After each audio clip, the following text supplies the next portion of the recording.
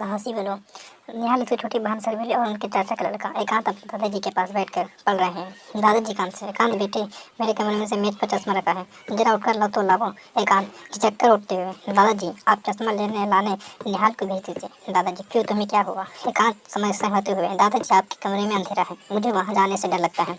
दादाजी अच्छा यह बात है, बड़े डरपोक हो तुम। सिर बच्चे क्या इस तरह डरते हैं? अच्छा निहाल तुम ही चश्मा उठा लाओ, पर इस तरह डरना ठीक नहीं होता।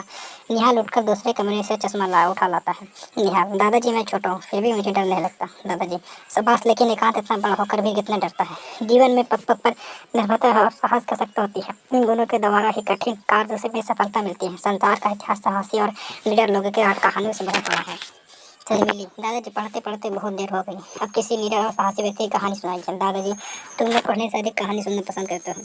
लो मैं तुम्हें एक कहानी सुनाता हूँ, एक वीर एक एवं सास लड़की कहानी। तीन बच्चे एक साथ कहते हैं। दादाजी सुनाइए। दादाजी बच्चों यह कहानी जापान में रहने वाले एक व्यक्ति की है, उसका नाम है जोको। तब यह संसार की सबसे ऊंची चोटी एवरेस्ट की चोटी पर चढ़ने वाली पहली महिला थी। ये चोटी की ऊंचाई 29,000 फीट से भी ऊंची, जो 12 मास बर्फ से ढकी रहती है। अनेक पर्वतारोही को इस चोटी पर चढ़ने में अपनी जान से भी हाथ धोना पड़ा, किंतु इस व्यक्ति से इस चोटी पर चढ़ने का जोखिम भरा कार्य करने का साहस किया। सभी बच्चे दादाजी क्या यह व्यक्ति इस चोटी पर आसानी से चढ़ पाई? दादाजी नहीं, पर्वतारोहण बड़े जोखिम का काम है, इसमें कदम कदम पर प्राणों का संकट रहता है, कार्य में भयंकर बाधाएं होती है। जोको ताबी को भी इस कार्य में भयंकर संकटों का सामना करना पड़ा था। 3 मई सन 1975 की बात है। आधी रात ही बीती थी कि जुंको ताबी अपने दल के अन्य सदस्य योद्धों के साथ गहरी नींद में सो रही थी। तभी अचानक एक बर्फीला तूफान आ गया। तेज आंधी के साथ आसमान में मोटे मोटे ओले के टुकड़े गिरने लगे। इस तूफान के पर्वतारोहियों के तंबू तक को उखाड़ फेंका। अनेक सदस्य ओलों की मार से घायल भी हो गए। यह नौयुवती बर्फ और ओलों की मार से घायल हो गई। यह नौयुवती बर्फ और ओलों के ढेर से के नीचे दब गई। इसे बड़ी कठिनाई से इस ढेर से नीचे से निकाला गया।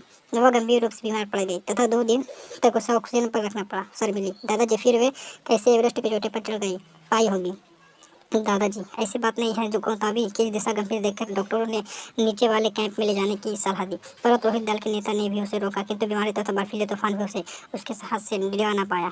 अपने साहस और दृढ़ संकल्प के बल पर वह बाधाओं को दूर करती हुई अकेली उस चोटी पर पहुंचने में सफल हो गई। उसके सामने इतना बड़ा संकट आ जाने पर भी वह भयभीत नहीं हुई।